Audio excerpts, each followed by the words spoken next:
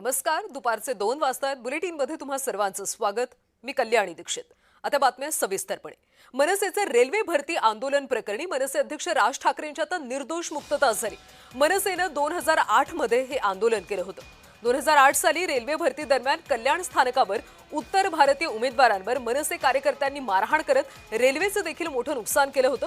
या हल्ल्याच्या प्रकरणात मनसे अध्यक्ष राज ठाकरे यांच्यावर गुन्हा दाखल झाला होता, ज्यामध्ये मराठी तरुणांच्या नोकऱ्या परप्रांतीयांनी हिरावला असा आरोप करत राज ठाकरे यांनी परप्रांतीयांना लक्ष्य केलं आणि त्यांच्याच हिंसाचाराला त्यांनी प्रोत्साहन दिलं असा आरोप करण्यात आला होता. यामध्ये आता राज ठाकरे यांच्यासह 7 जणांवर गुन्हा दाखल करण्यात आला होता. या सगळ्या प्रकरणी राज ठाकरे यांची आता निर्दोष मुक्तता झाली आहे.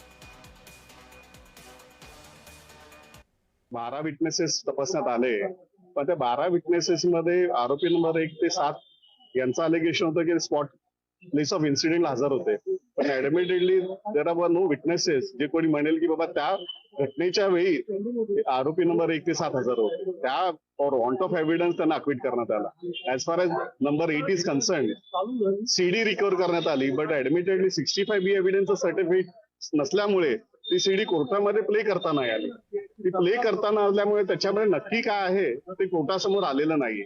Therefore, on the all such grounds, कोर्टाने सर्वांना अक्विट करण्यात आले.